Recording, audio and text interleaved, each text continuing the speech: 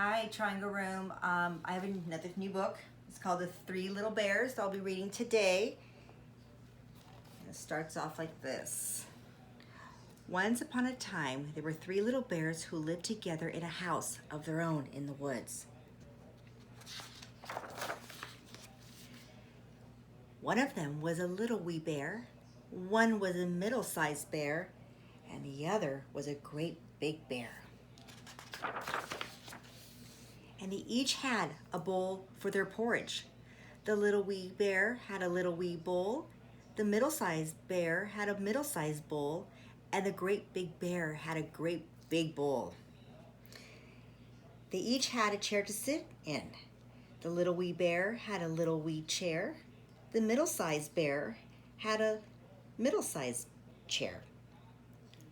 And the great big bear had a great big chair. And they each had a bed to sleep in. The little wee bear had a little wee bed, the middle-sized bear had a middle-sized bed, and the great big bear had a great big bed. One morning, the three bears made porridge for breakfast and poured it into their bowls, but it was too hot to eat, so they decided to go for a walk in the woods until it cooled. And while the three bears were walking, a little girl named Goldilocks came to their house. First she looked in the window, and then she peeked through the keyhole. Of course, there was nobody inside. Goldilocks turned the handle of the door.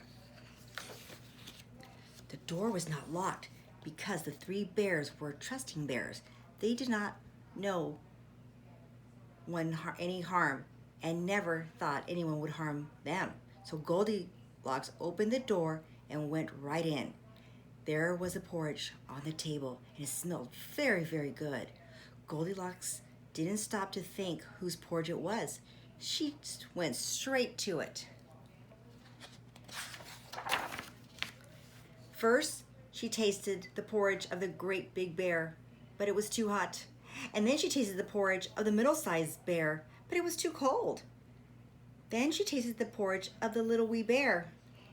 It was neither too cold or too hot.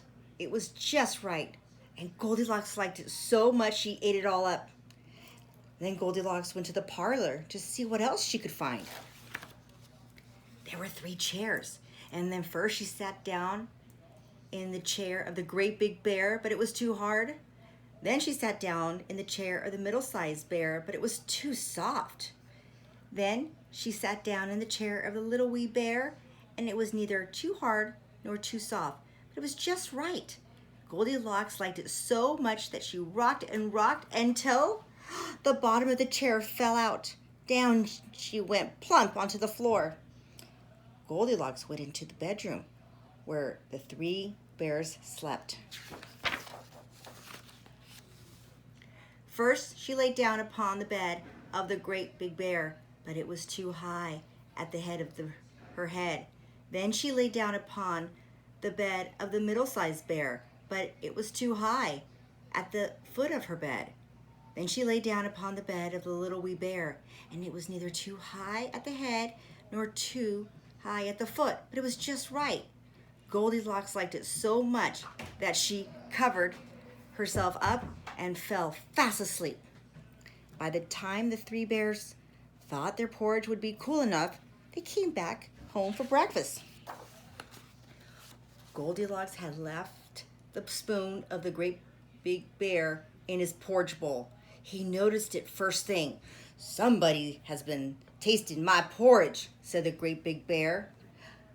Goldilocks left the spoon in the middle-sized bear in the porridge too. "Somebody's been tasting my porridge," said the middle-sized bear in her middle-sized voice. Then the little wee bear looked at his porridge. "Somebody's been tasting my porridge and has eaten it all up," cried the little wee bear in his little wee voice.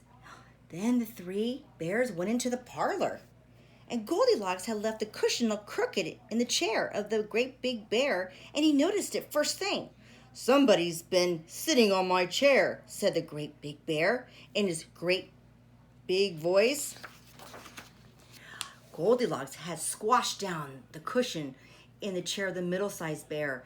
"Somebody's been sitting in my chair," said the middle-sized bear in her middle-sized voice. Then the little wee bear looked into his chair. "Somebody's been sitting in my chair and has sat right through it," cried the little wee bear in his little wee voice. The three bears went into the bedrooms. Goldilocks had pulled the pillow of the great big bear out of place. He noticed it first thing.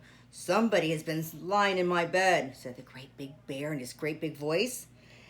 Goldilocks had pulled the blanket of the middle-sized bear off place. "Somebody's been lying in my bed," said the middle-sized bear in her middle-sized voice. Then the little wee bear looked at his bed. "Somebody's been lying in my bed, and here she is," cried the little wee bear in his little wee voice.